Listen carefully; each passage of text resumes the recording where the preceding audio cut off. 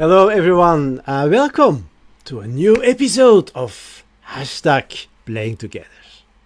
Hello, we are the Sudden Note. This is our second show today, and now we have Rishi playing with us. Hi, Rishi. Hi. Hi, Desi. Hi, Johan. Hi, Rishi. Where are you zooming in from? This is always our first question. Where am I joining from? Zooming from. Where am I zooming from? I'm zooming from the lovely little community called Schepdaal. It's on the outskirts of Brussels. It's the more rural area around Brussels. So everybody knows each other, let's say. Okay. It's a Belgian day today. Do you have squirrels there? Sorry? Do you have squirrels? Yeah, we have squirrels, foxes, rats, dogs, chickens, everything. Yeah. So you have a lot of wildlife there, a lot of animals. Oh yeah, I thought we were talking about my family. Yeah, animals as well. Yeah. No, I think most of the part. I think down the street there are cows. A bit further there are horses. I have 2 dogs, and the rest of the garden is filled with birds and cats who chase the birds. So yeah. Nice. Sounds like a lovely place. It is, but you just have to get used to the fact that everybody knows who you are, and everybody will say hello, and everybody knows what you're doing. Whenever you wake up in the morning, then they say, "Oh, you had an early morning yesterday." Okay. You never saw somebody. Well, I like it, so yeah. So the neighbors are watching. Is it a French-speaking commune or a Dutch? No, it's a Dutch-speaking community. It's actually you've got Dilbeek, and Dilbeek is like the big community, as you might call it, and it's subdivided by Dilbeek, Sint-Maartenslein, Grootbijgaarden, Schepdaal, and Schepdaal is one of the smaller parts of big Dilbeek. But the only difference is, if you ask people from Schepdaal, "Are you from Dilbeek?" chances are they will call you a dirty word and say like, "No, Schepdaal is Dilbeek. We are Schepdaal." I know that feeling is the same, exactly the same over here. Yeah. Yeah. Well. Yeah. So I'm from Etterbeek. I used to live there. I lived there, I think for about 10 years. First in Etterbeek and then Ixelles. Yeah. On the Boulevard General Jacques. That's where I used to live, right in front of the, what's it called? The police academy, the big the gendarmerie. Yeah, gendarmerie. Yeah. And I lived there for 10 years when I went to university there. Oh. I lived there for 5 years as well. Yeah, I lived there for 5 years. Yeah, in the Troonlaan, not that far away from your. This is actually a Flemish commune, Etterbeek, but nobody speaks Dutch here. No. Yeah. But it's a nice commune. I think like Etterbeek Ixelles, I really like it. They changed a lot. When I was there, everything was still being built up. Like if you go to Cimetière d'Ixelles, it's completely changed. Much safer, much more bright, much more new. So yeah. I really loved living there. Yeah. It's something special. Yeah, living in a big city compared. Yeah, it's completely different. I think. You like it. Yeah. That was noise. Yeah, but that was the biggest adaptation for me, because before we lived here, we lived in Dilbeek, and then before that, it was Ternat, a bit further from Dilbeek, and you know, I got used to the fact that if at 11 p.m. you were hungry, you could still go to a restaurant and have a 3-course meal. And nobody would look strange to you. But when we lived in Ternat, we said, I think we were still painting at home, and we didn't think about the fact that we were living in Ternat. I think it was about like 9 o'clock in the evening, and then we said, now let's have dinner. So we went out, everything was closed, everything, even the friterie, the burger place, everything was closed. So we went specifically out of Brussels, and then that evening we went back to Brussels to go and eat something because there was nothing. Even the night shops closed at 9:30 there. So we said, what the hell is going on? We cannot do this, but yeah. Oh, that's a funny story. But it's the truth. It's something very strange. Also, we didn't got used to it because each and every person where we lived in Ternat, here it's a bit different, but in Ternat, 5 p.m. everybody's having dinner, not later, not sooner. Very empty, actually. It's very boring, I must say, but no, but it's very strange. 5 o'clock, 6 o'clock, everybody's done eating. So and it was strange when we started our barbecue at 9:30 p.m. and you saw people looking like, what are they doing? What's happening? So yeah. The thing that I like about the big city is if you work there as well, you don't need a car. No. Yeah, that's fantastic. That's I think that's such a plus. And if you want to go out at night or to a theater or whatever, you usually have something around, and it's very easy to go to. So that's what I miss living, in a rural area outside in a big city. So, but let's play some improv. Sure. Yeah. Okay. Good. We are going to take a suggestion from the hat, and that will be our suggestion. Yeah. It would be strange if it wouldn't be. No. That's the only thing we are not going to play.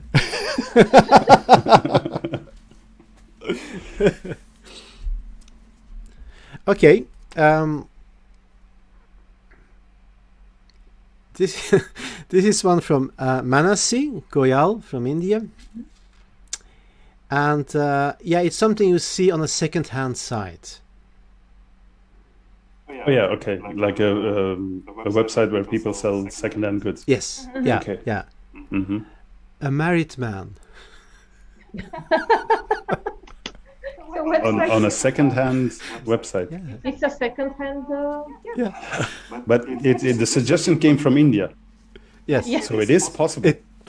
I don't know. It's. So I think it's very intriguing. Okay. Well. Okay. Yeah. Let's go. Yeah.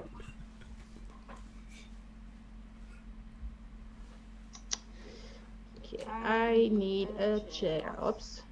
So it's the computer. Chair.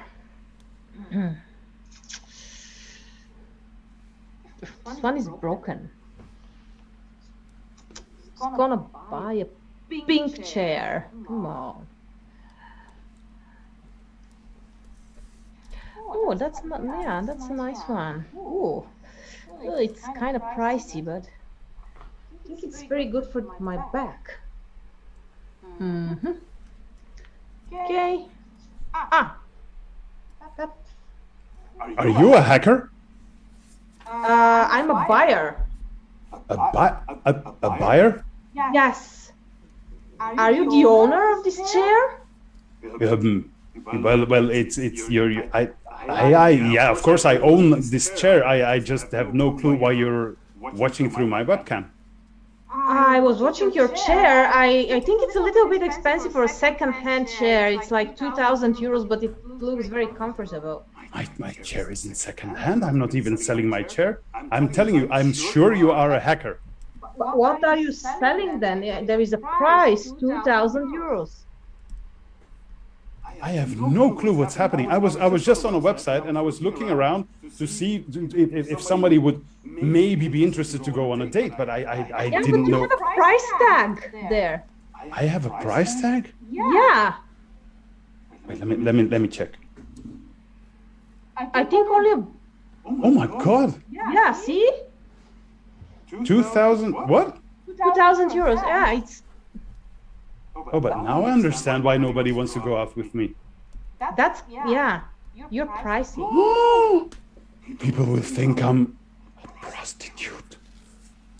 And you're not? No, no. I was just going online to find like a website to Like, date people. are you open to give it a try? But for 2,000 euros? No, not at all. No. I'm here to find a new wife. Actually, that's the only reason why I'm here. Ah, you want a new wife? Yeah. Well, yeah. You said the wife. Well, yeah. Well, it's complicated. I have a wife on one side, but you know, she has to be replaced. But this is not the website, like dating website. This is for second-hand things. You're second-hand because you were married. I thought it was second handsome things. Second handsome. Yeah, you look fine. Okay. I'm going out now, but Yeah, but I have to sleep on it. And but if you're still available, I can book you, I guess. So, yeah, no problem. I'll send you my info in a DM if that's okay. Thank you. Okay, but yeah, bye. Nice to see you. What's your name? Oh, I forgot to ask her name. Kitchen table. Okay. Whoa, 2,000 euros for a kitchen table, I think. Let's see. Yeah. That's a strange ad. Oh, are you in my webcam? What the hell again? Why are you looking into me in your webcam? Why are you looking into my webcam? I'm sorry, you just came up. I think it's very. Yeah, you came up. Yeah, you came up. I don't do anything. Yeah, even don't know how to use a webcam. I'm sorry. Well, I was just writing to the lovely lady I just met, and then all of a sudden you just pop. What the hell is going on here? So you want well the kitchen table, behind you, the kitchen table behind you. But that's the kitchen table I got from my parents. I'm not gonna sell it. It's a nice one. So 2,000 euros. It's not for sale. It's vintage, 1960s. Yeah. Yeah, 1959. 1959. But yeah. Yeah. Oh, okay, 50s. Yeah. Well, I'm kind of interested. I have no clue what's going on. Why are people always wanting to buy stuff from me? Well, I'm not. I'm sorry to inform you, but I'm not going to sell this. But how this table? How does it come that you are here then? Well, oh my God, I feel like I'm in a loop. Well, I was just looking on the internet to find me a website. I thought it was the website for second handsome or two handsome men. Oh yeah, I'm there too. You're also looking for love. Yes. Oh. You again? Who's okay? Oh, but I understand this is like a meeting website. So well, to each their own. I sent you my info, but feel free. I just met him. He's also looking for love. Yeah, we both looking for love. I'll see you later. And call me. Bye bye. Okay, yeah. Oh. This guy costs 2,000 in Europe for free, right? Are you looking for love? I was looking for a chair, but I don't know. Yeah, well, I'm available. How much?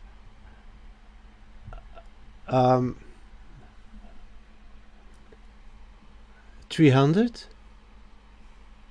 350. You're kind of cheap. Well, I just say what my wife told me. She said, I can ask 350. Are you coming with your wife? Yeah, I'm married, you see. Yeah, but... Oh, we are in an open relationship. That's no problem.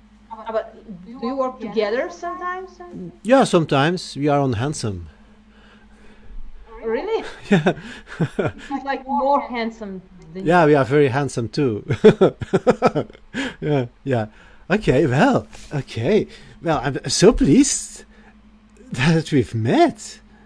I would like to ask for a special service. Oh, oh, oh, oh. Oh no, I do everything. Okay, for 350, can you repair my bathroom? Yeah, role play. Yeah, I'm into that. Oh, I want a home because I have to work. I will go in a coffee shop. Yeah, of But course. you repair Just, my bathroom. yeah, no problem. Give me your address. Then I will come. I will message. Yeah, okay. If you send me a DM, Mhm. yeah, then here are my details. Let me. There you go. Do you have them? Yeah. Yeah.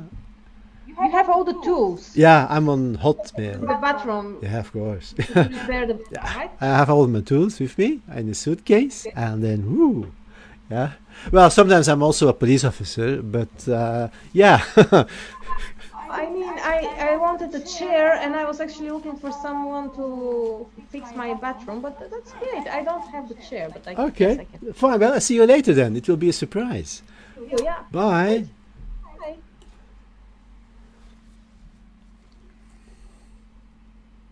I hope she will be online. I sent her a little message a couple of days ago. I just saw her picture move to the bottom, so I know she read my message, but she didn't answer me back. Well, maybe she connected with the other guy more. Yeah, he was more handsome than me, I know. Maybe he had more money. Well, you never know. Maybe they went on a date, and I know they went on a date, and then everything was actually very bad, and then she will be on the rebound. And if she's on the rebound, then I'll be hi. Happy to see you. Sorry, I didn't reply, but there was a misunderstanding. I No guess. problem. How are you feeling? Oh, I feel great now. Oh, Yeah, see, it's a website for second-hand husbands, and I thought if I, order someone from here, he will Yes. act as a husband and will repair my bathroom. yes, sure. I can fix your plumbing. Yeah, and the other guy, he promised to do that as well, but then he came with a suit full of sex toys.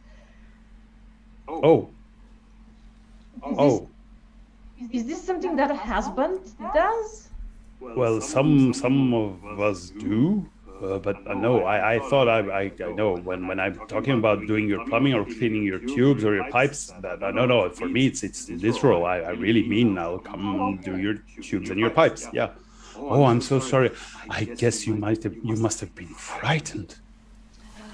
Well, at first, yes, then I was kind of pleased, but then I kicked him out.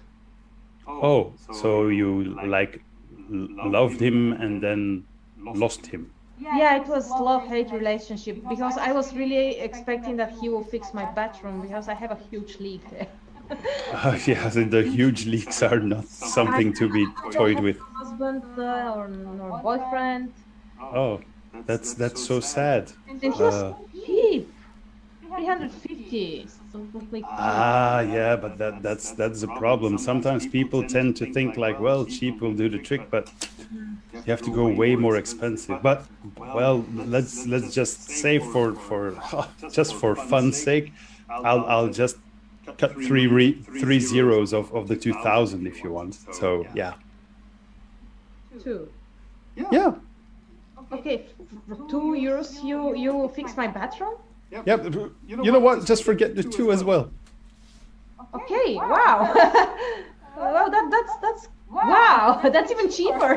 Well, it's actually what husbands do, no? Unless you live somewhere where husbands are being paid to do work. I have zero experience with husbands. Oh, Zero. oh, that's so sad. I'm getting old. I'm almost 27. Oh, yeah, that's very doable for a woman. You're still very, very young. that's not all. It's not very unyoung, so that's no problem. Like ask my mother. Oh, you live with your mother? Yeah, she lives next door. It's not the same.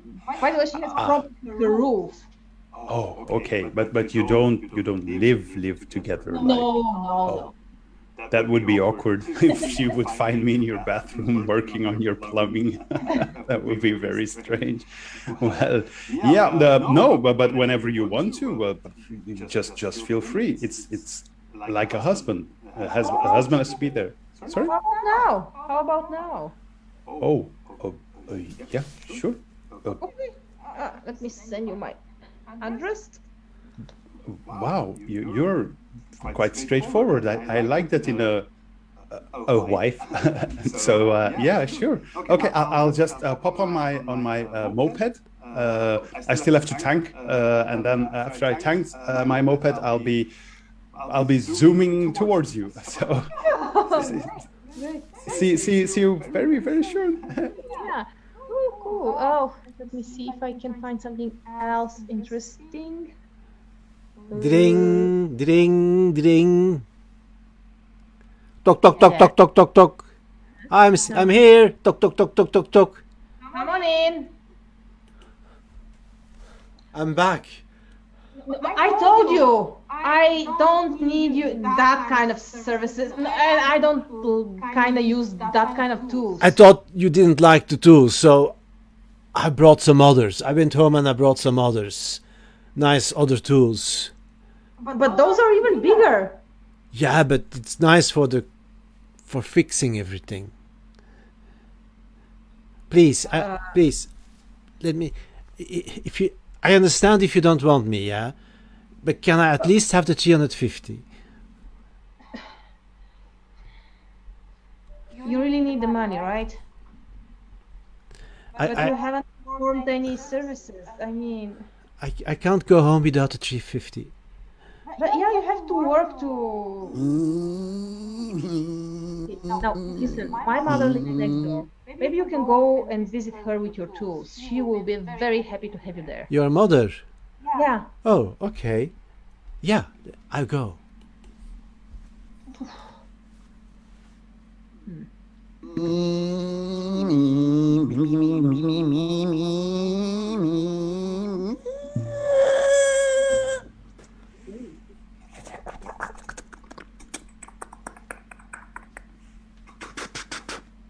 Hello? Just a second. Hello? One second. Yes, no problem. I'll wait. Come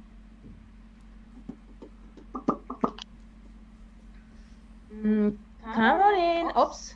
So, yeah. Hello? Hey. Oh, yeah. Sorry. Kind of forgot about it. Yeah, you have to. Yeah. Yeah, see, the other guy, he was without a mask, so. Oh. And he spoke to you and you didn't wear a mask? Oh, yeah, I was with my mask. Yeah, I was with my mask. I was just washing my mask. This is the new one, don't worry. I'm not lying. Okay, I hope so. But, so do you want me to keep the mask on or do we trust one another? I think I mean I was tested last week, so I was tested yesterday. great. So it's negative. Yeah. I'm very positive. I'm very positive Are about. we taking the masks off? Yeah, if you want to, because I'm negative. Yeah.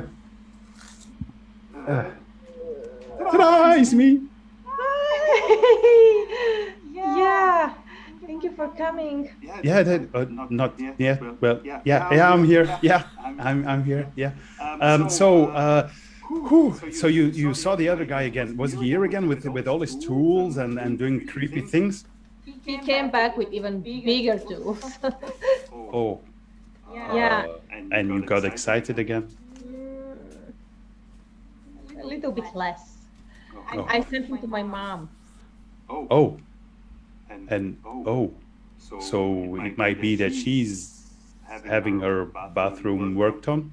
Yes. she's doing my mother's bathroom. Okay, okay. Yeah, that's nice. Well, feel free show me towards your bathroom. Toc toc toc Yeah. toc toc toc toc. Ding Oh, ding yeah. ding. Toc toc toc toc toc. I'll hide. I'll hide. Yeah, please hide. Yeah, okay, no problem. Toc toc toc toc toc toc toc. Come in. What? I smell aftershave, and I. Yeah, I just shaved myself. Okay, yeah, you look fine. Well, Thank you. your mother is not interested. She said the bathroom was done already recently, so yeah. Sorry, I really need the money. But see, it was a misunderstanding. I mean, I thought you were really gonna fix my bathroom, I not. need the money, but I can't go home without money for my wife. She will be so disappointed in me. This is Yeah, but I don't want to pay you. please. Honey? Who's honey? That's my husband. Hi, honey. Oh, Who are you? I'm the plumber. The plumber? The plumber, yeah. The plumber. Excuse me, I do the plumbing in this house. I have no clue who you are, and and on the other hand, where is your Oh, she said it was fine. Yeah, I didn't say such thing. Are you accusing my wife of not following the rules? No. He might be a policeman. Do you want to have a policeman in the house? That he sometimes work as a policeman. Yeah, I have a radio. How can you sometimes be a policeman? I can't look. I see that you both are a very modern couple. I didn't knew your wife was married. To be honest, she invited me here to do the plumbing, and I can do everything. I can. You are sounding very illogical. You didn't know my wife was married to a husband, really? No, I didn't knew. How could I knew? Well, if she's called a wife, normally wife equals also husband. I didn't go. I didn't went to college, so you can't blame me for that. Well, honey, do you have anything to explain? Yeah, no. But she contacted me on a website, and she paid. She wanted. thought No, you you wanted to pay me 350 euros for doing the plumbing, and I still haven't. I came already twice here with all my tools, and I still haven't received the 250 euros, and I want the 350 euros now. And you, mister, you will pay me for it, okay? Can you show my husband your tools first? Just show him the tools. And explain how you can fix a bathroom with this. This is a hammer. So if something is stuck, I hit it. Where is? You don't hit in the bathroom. Yeah, you can. fix the bathroom. No, you do not hit things in the bathroom. I'm the plumber You make- here. You might. You're a plumber. You're a policeman. You're what? What the hell? And I you. want to see your license. A plumber license. Something like that doesn't exist. Yes, it does. Of course it does. Anyway. And by the way, just a little. Let's rewind a bit, because you just said my wife owes you Yes. 350 Yes. euros Yeah. for you to come here with some tools Yes. that obviously have been in some orifices of many other people. And then all of a sudden, so if you're asking 350 euros from my wife, that means that you're saying that my wife is interacting with the prostitutional network? Yes. So you perform different services, like with the silicone tools. So if I understand correctly, you use this with multiple people sometimes Yes. at the same time? Yes. Well, Well, wife, Okay. I don't know about you, but I kind of feel safe to take off my mask, actually, with this plumber, policeman, Tour guide. silicone specialist. Mm-hmm. I'll just, well, I'm sorry, it's me. It's you from the kitchen table. Yeah, The kitchen table man. yeah. I thought I was gonna be the knight in shining armor, but I've got to admit your offer is a bit more tempting. Yeah, it's, I'm sorry, but his offer is really yeah, it's, nice. So you prefer his tools, right? Well, if you want, you can join us, I guess. as long as I would love to join you, but only if you promise that you're going to fix my bathroom at some point. yeah, of course, that's what I'm here for. I mean, really fix my bathroom or no money. Yeah, but I'm here to fix the bathroom. What do you think I'm doing here? Well, that's a good thing you know how to fix a bathroom, because I have no clue on how fixing a bathroom goes. So, if you're okay with it, then you fix the bathroom. I fixed my wife. Yeah, that's fine. Okay, so you can. Yeah, I'm after the work. Yeah. It's always like this. When a plumber comes, you never pay the full price before the job is done, of course. May I confess something? Yeah, sure. Don't tell my wife I fixed the bathroom. Oh, your bathroom is broken as well. Yeah. You know, before maybe just, it's not that I don't trust you, but I think it might be interesting if I just quickly pop into the shower before you fix it, Yeah, and then I'll be right back. Okay. What a lovely guy. yeah, he is. Yeah, I've met him on the internet.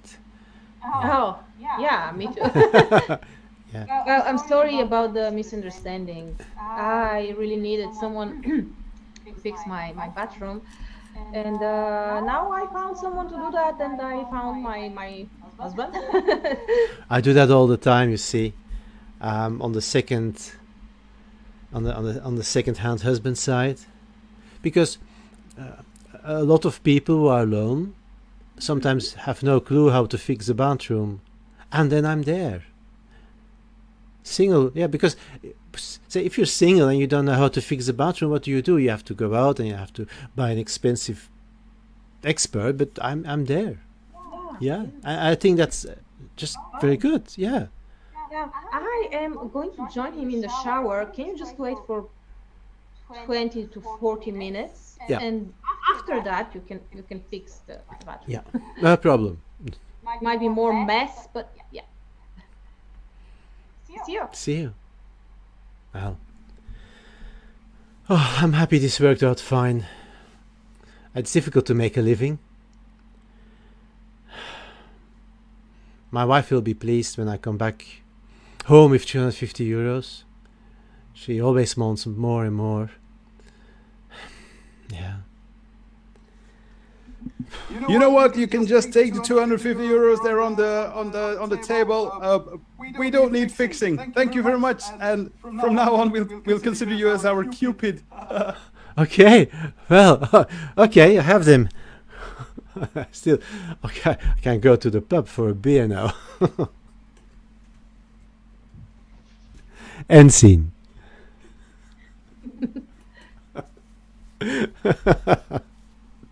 Well, that was a crazy story. That was so crazy. I like crazy stories. But it happens on a weekly basis here in Schepdaal. So it was just a day out of the life off. From the plumber, not a plumber. Yeah. Oh, thank you so much, Richie. It was fun. No, it was fun. Yeah, it was It was fun. really fun. So Yeah. fun. Okay, well, Just wonder what the neighbors will say because the windows were open. I just realized. So yeah, well, well, Ask them the show. oh, I'm gonna get so many texts. yes. Okay, is everything okay? Are you guys doing okay? I think your neighbors will decide that you're doing plumbing now. Yeah, maybe. New career. Nice. Yeah. And sometimes you get 250 euros and you don't have to do anything. So. Well, I think that's the case in most cases. The case with plumbers and electricians. I fixed it. It's still the same, but it's fixed. I'm the specialist. Okay.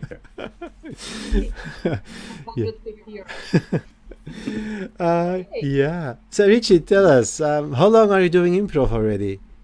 Improv, really like we're doing it here or on stage. I think for about 13, 14 years, and I started.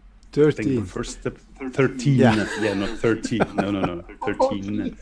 No, but I think the first steps I made in theater was when I was 18, 17, 18, I think.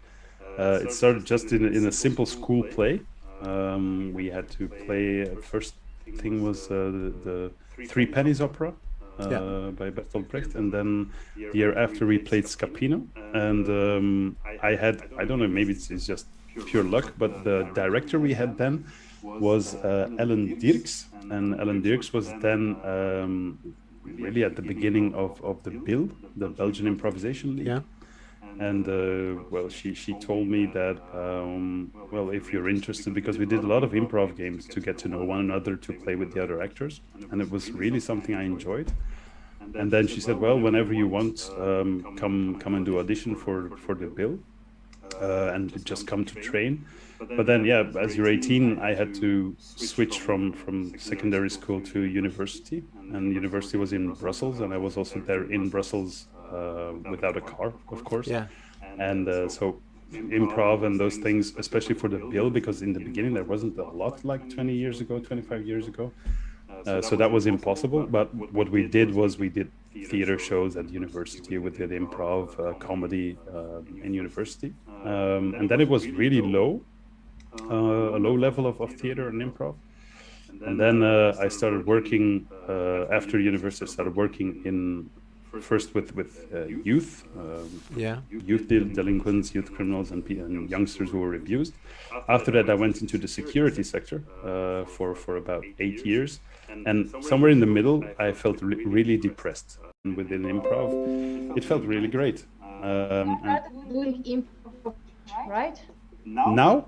No, when you started at first, it was improv match rather than long form. Yeah. It was the Canadian improv match style with a hockey rink, and then with referees, and you get input from the referees, and then you have to play a certain match, certain game with the other team, and then you get points from the audience, and so on and so on. So that was the first steps into real improv, and then then all of a sudden, all along. Actually, like in Wallonia and in Flanders, more and more people started with their improv groups. Yeah. Some went long form, some went short form, some went theater games, theater sports, and those things. And that for me also opened my eyes, because for me, after a couple of years with the BIL, I said like, okay, I still love doing this, but there must be something else. And then when you see like shows like from what's it called? Whose Line Is It Anyway? And those things, and we had this in Belgium as well. It was called Onvoorziene Omstandigheden. Mm-hmm. And I said there must be something like this. And then slowly but surely you get to grow a bit into this crowd, and it's really underground. So you have to be present a lot of times before you get to know what's going around in improv world. And that's how I got to know like. The Kevins, where I still play now, like the Lunatics, and then more and more years go by, and then you get connected with people on an international level. like the No Pants Improv here now with Southern Knot, with people from France. You go to improv festivals, you go to improv match weekends, and all of a sudden it's like it explodes in your face, and you say, like, wow, there are so many ways of doing this type of improv. And then when I became an independent, I still did security work and trainings as I did, but the spark of improv couldn't be extinguished, to say it philosophically. Yeah. And then I decided within my company, my small company that I have, that 3/4 of my work will be everything to do with security, psychology, and those things, and a quarter shall be improv. And it could be shows, it could also be animations, could be performances on stage for companies and enterprises and those things. Yeah. But I sorry? Do you do stand-up?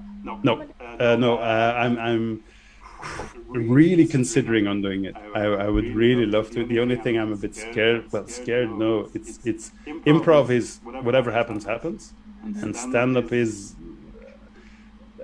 it's scripted, and there is a lot of room for improv, like for instance Geron de Wulf and the others here in Flanders. Also, if you see like American stand-up, and especially like Jimmy Carr from England, you see there's a lot of improv as well.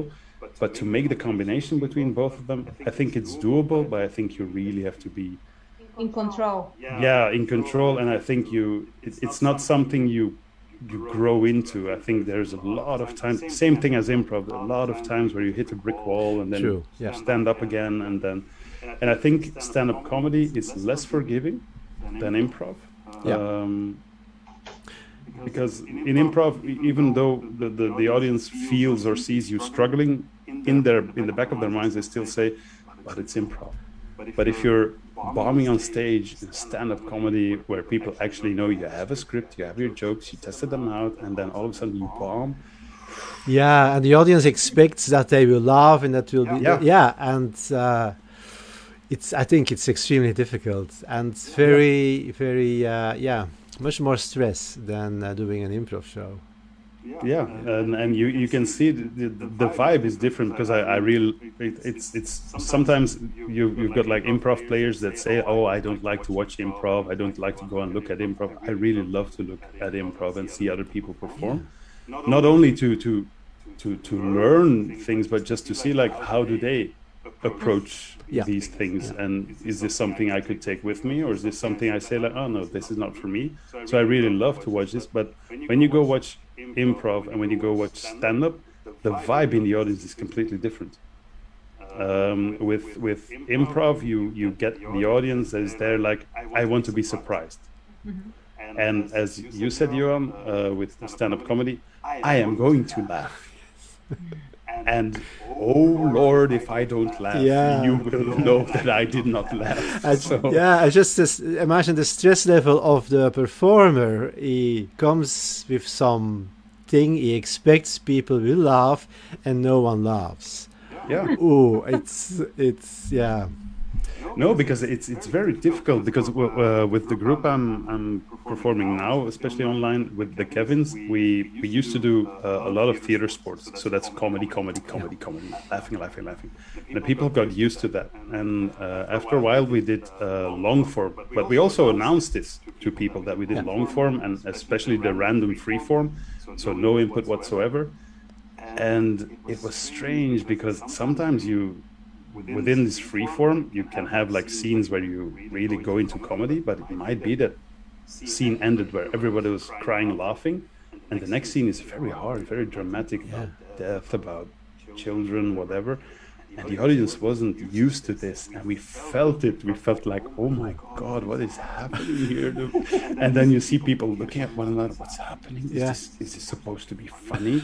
And then even when we were saying like very heavy, dark stuff, people started laughing, and then we said, like, this is not supposed to be fun. So it was really a switch for the audience, and now they're used to it. That when they know we're going to play like random or freeform, they know what then to they know like, okay, it could go everywhere. But the first time, and I think the feeling we had there, our first show, must be the same feeling that a stand-up comedian has when he or she does not make people laugh with the joke that they think is the best joke of their entire set. That's so hard. But yeah, I'm thinking about it. The only problem is when you start watching a lot of stand-up comedy, like on Netflix, on YouTube. Yeah.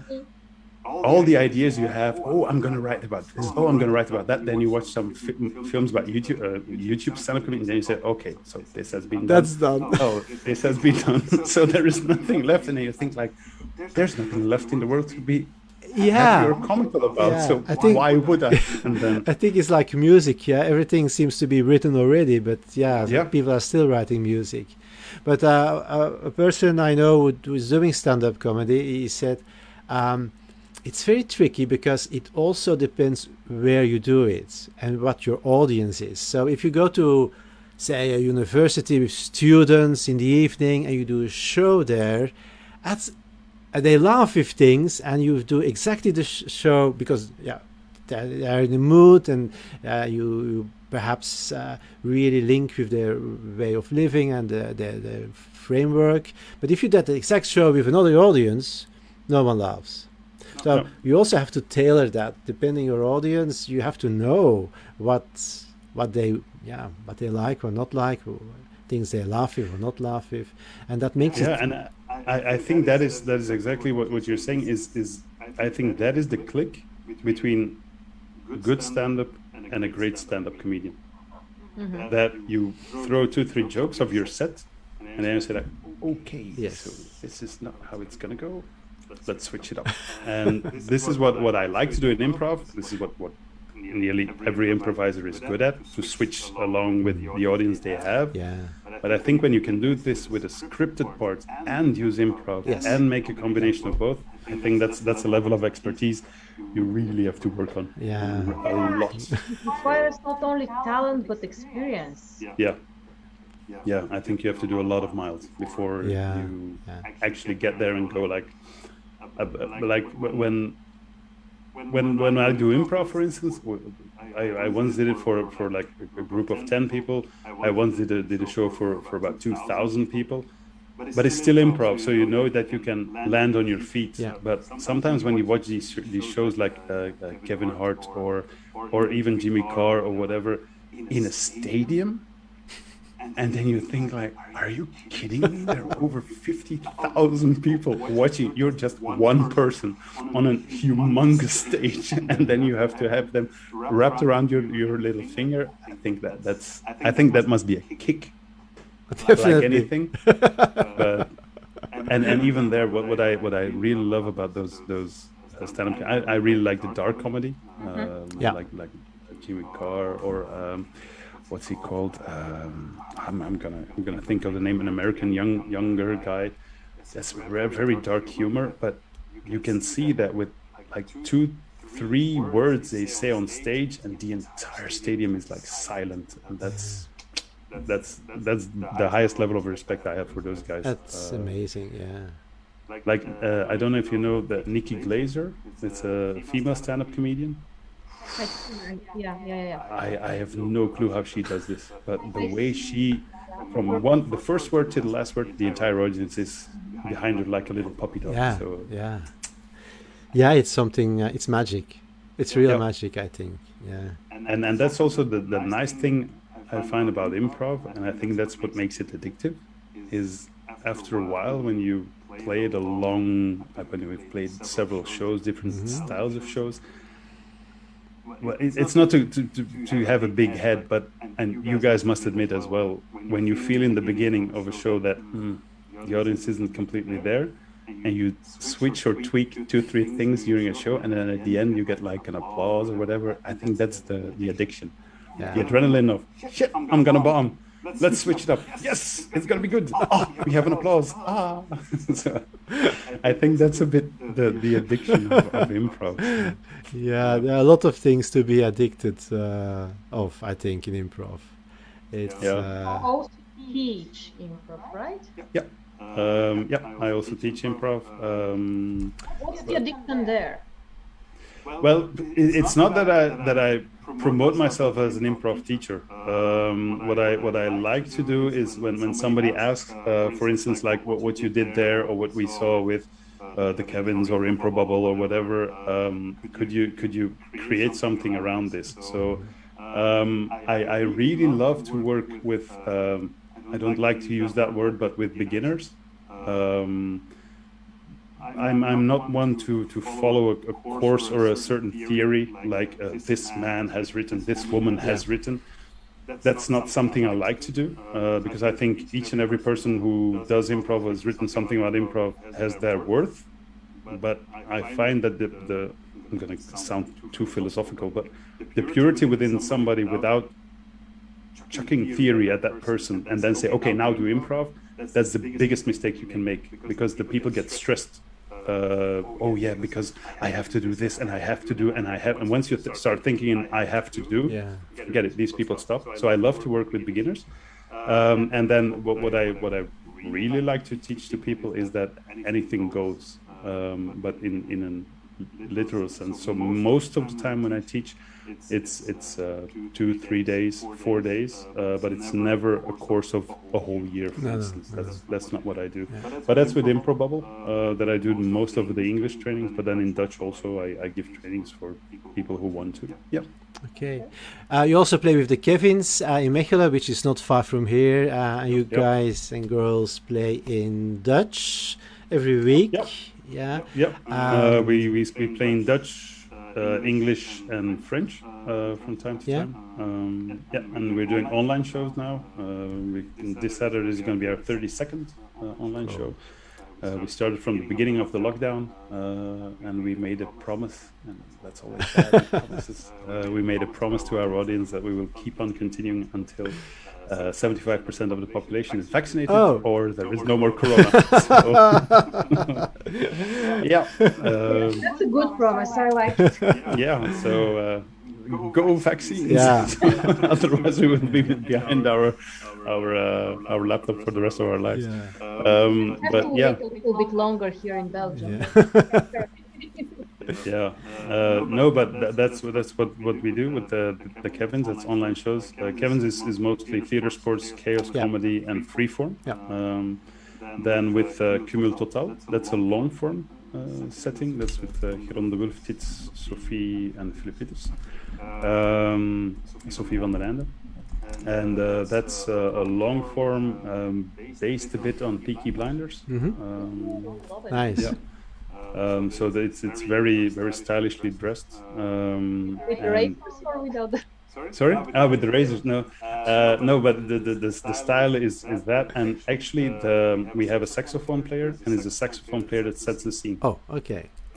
So what we do, for instance, is we ask some questions to the audience in the hall where we are. So where are you from? What's happening there? And could be things like, oh, they're putting a new tram, they're gonna build a new cathedral, whatever. And then we ask random words from the audience, and then with the first letters of the words, those become the notes. Like do a show, do. Okay, so then we write down eight notes. Then the saxophone player sees those notes, and he starts improvising on his saxophone. And sometimes it's very dark, sometimes very happy, sometimes very sad. And that's the basis of our show. And it's 1.5 hours non-stop, where we jump in and out scenes, could do a little swipe, could go several months later, but it's always evolving around a certain type of people. So we start with different scenes, and then at the end we try to bring them together, or else there's one scene that we make it bigger, basic long form. But the fact that the saxophone player is also an improv player, because it could be like, for instance, we're talking now, all of a sudden within the scene the saxophone player walks between us.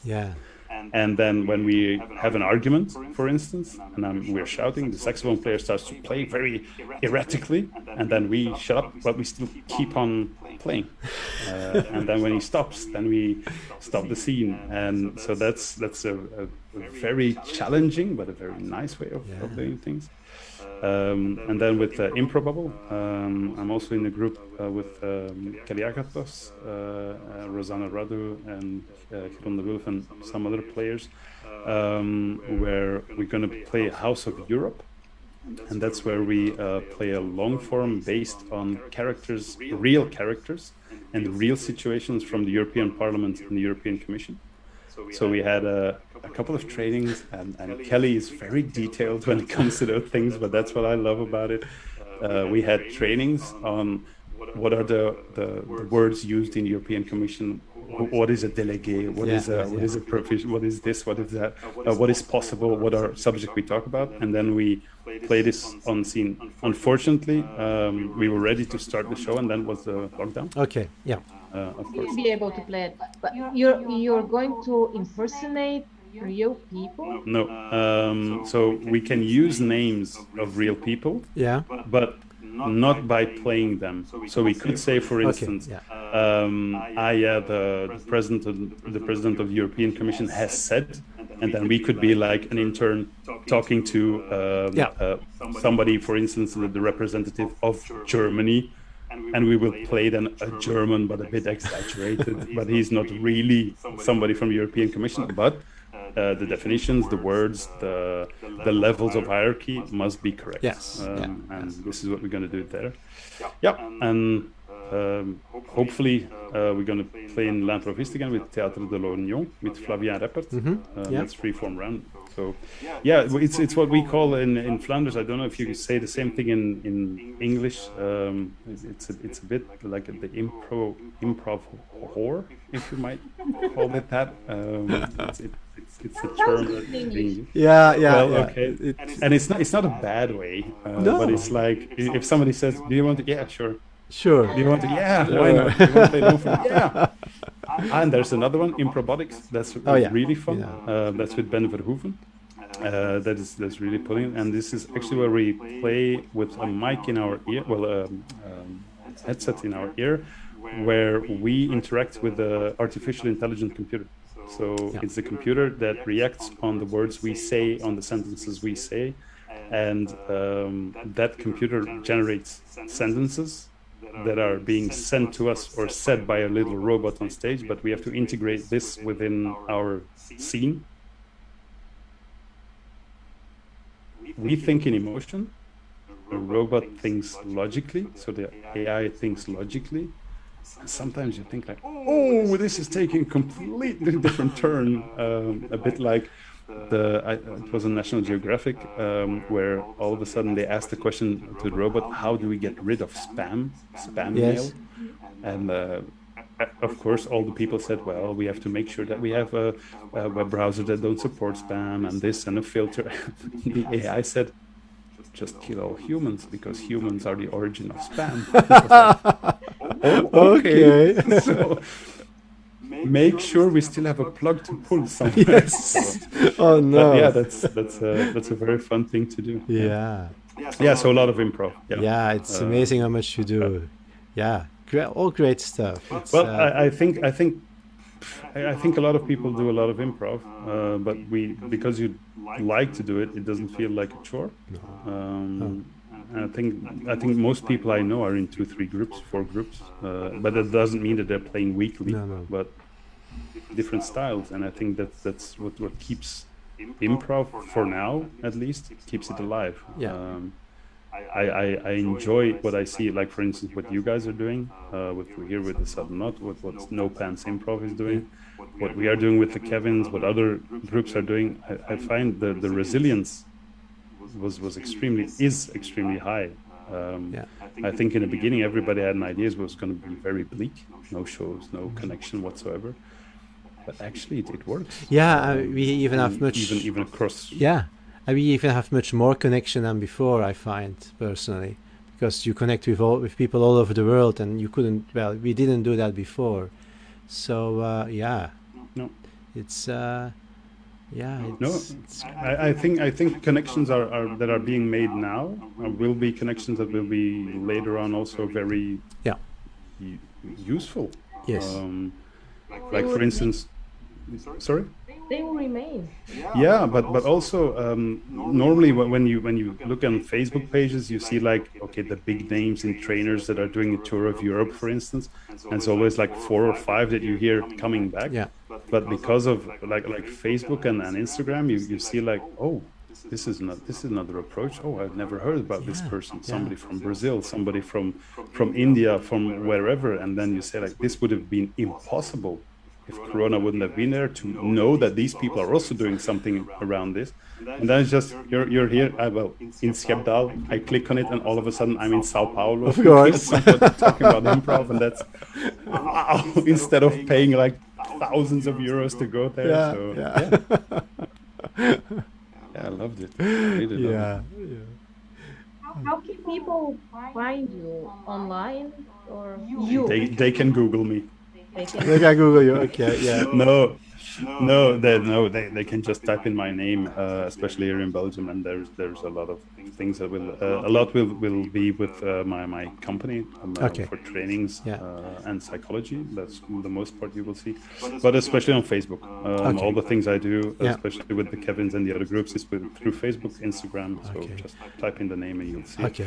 There are a lot of Indian people that have the same name, but if you just type in Belgium, chances are very low that there will be 2. So.